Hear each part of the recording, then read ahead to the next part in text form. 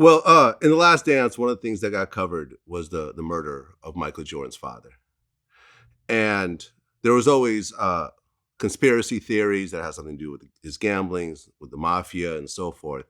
I actually interviewed Daniel Green, one of the guys that got convicted for killing Jordan's father. One of the guys you said got convicted?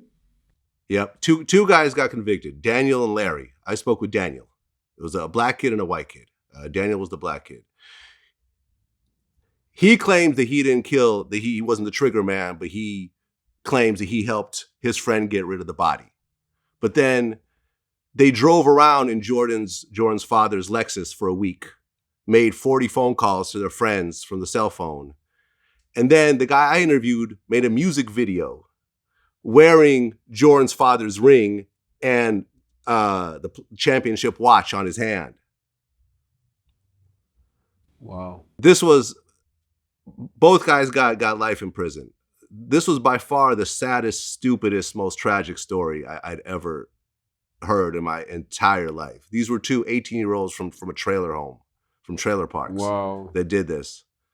Have you guys ever heard this part of the story before? I haven't heard. It's a lot of different stories, and I know it hurt him so much. We never really talked about it. It's just a point of, I don't know, he said he pulled over to the side of the road, and then one time somebody said he pulled over to somewhere else, and I don't never think they're gonna get all the real details, but they said they caught the guys. Them the two guys who really did it, or just those are the two guys that really did it. Who the trigger man was, we're never gonna know because they're just these two guys still in jail, or they out?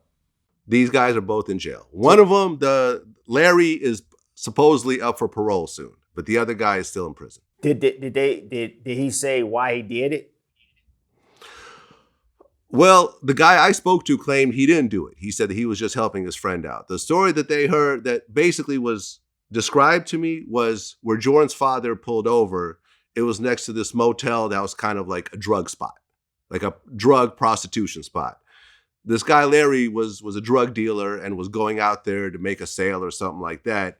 And at that point, I think Jordan's father had fallen asleep. It seemed like it was probably a robbery that turned into a murder. And then they went and hid the body and then basically rolled around in his car and flashed around his jewelry. That was done right around with maroon Lexus. It wasn't a lot of them out, especially in Carolina. So yeah, and back then cell phones weren't really a thing. So there was a built-in one of those built-in car phones in the car. Yeah. And they drove around calling all their friends and family from the phone. That's actually how they caught him. Oh, okay. Through the phone records. And a lot of the reason why I did it was because to just get rid of these stupid conspiracy theories. Like it had nothing to do with I don't think, my thing didn't even say it was about gambling, this, and I don't think it had nothing to do with gambling.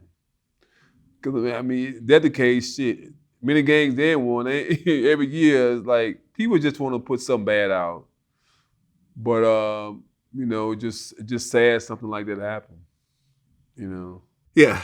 And once the Last Dance started airing on ESPN, they actually moved the guy interviewed Daniel into cell number 23. Wow. Really? Oh man. That's. Why?